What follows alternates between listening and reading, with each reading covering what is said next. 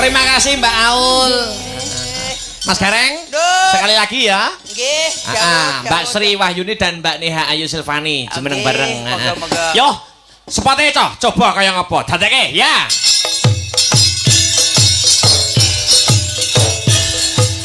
As. Hey.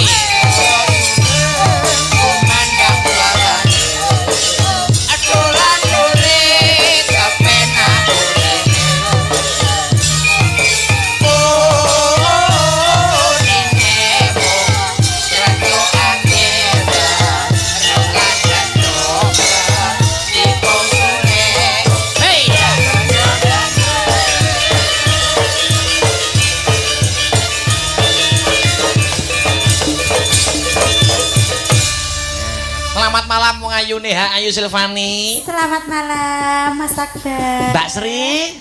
Selamat malam. Iya. Lek ngene iki Mas, wong jenenge wong lanang iso blong ning ati.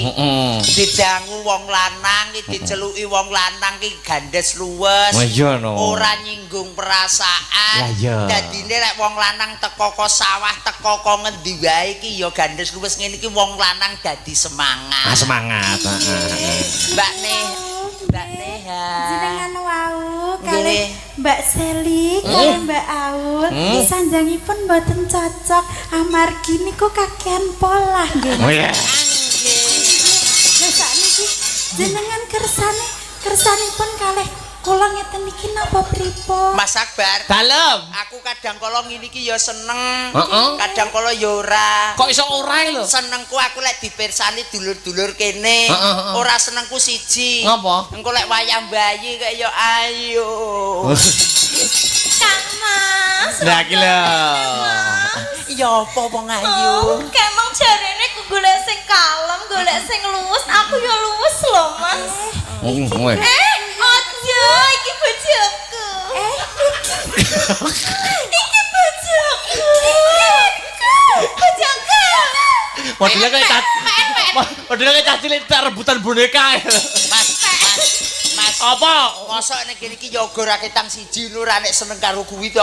Lah nyapa lho? Lho wong aku gererekan. Ya lek ganteng ngono, malah aku gererekan kaya. Yo menghargai, mengapresiasi kamu tuh itu. Iki sinden alusan, Mas. Iki soloan. Mas soloan. Nggih. Kula niki mlampahi Timi niki sinden solo. Solo. Iya. Lek Mbak Neha maneh Mbak. Lho wi malah saya alus neh, saya kulon neh wi malah. Endi ndi? Banten apa ndi ya? Endi ya? Kulone ndi ya? Dari saya kulon saya alus wi Banten apa tidak? Lek iki ketok iki ora halus iki Mas. Di apa? Iki kumat ketoke. Wong Mas Gareng ora peneran karo wedoke. Njaluk wong wedok piye angel ha? Angel Sri. Lah nggih ta. Sajenipun jenengan niku pados engang pripun? Yo ngaku ki yo kadang kala ki sing gawe senengku tenanan ngono lho, Nduk. Awakmu halus sih terlalu halus sih terus lek ku ngejak ki yo ayo Nduk. Ngomong kok malah penak karo bisik-bisik. Dadi ora krungu tanggane, Mas. Alah bisik-bisik lek dibisiki sing ngiri-ngiri ki yo pekane yo suwe. Mbak Sri, Mbak Neha. Iki minangkane pamundhut saka Mas Rudiawan Sarjana Hukum Babin Kaptimnas. Ya. Nggo penutup ya, balikke podang kuning. Ya. Langsung ngirama sragen. Ya. Nggo penutup, nggo tembang liyane sampune gara-gara Mas Gareng. Nggih dawuh Mas, dawuh. Siap, oke. Yo, langsung dadekke podang kuning. Ya, Ca. Ayo, mangga.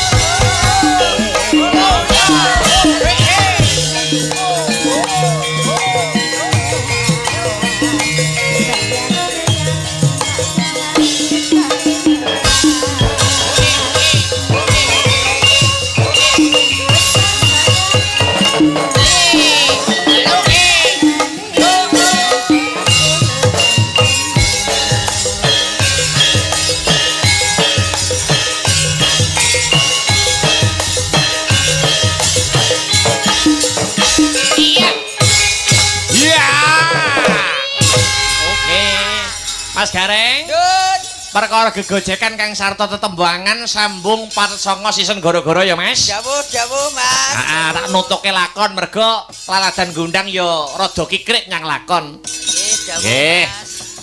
Nduk, piye mak? Ayo cawe sesaji ingkang sinuwun. Heeh.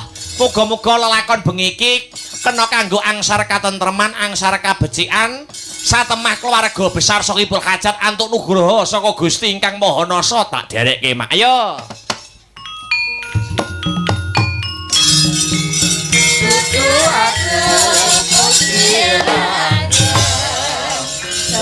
Mulya kumula benen kawula Sangkan papat tumurun sing kanugrahan Kadya tansah budaya ingkang sirah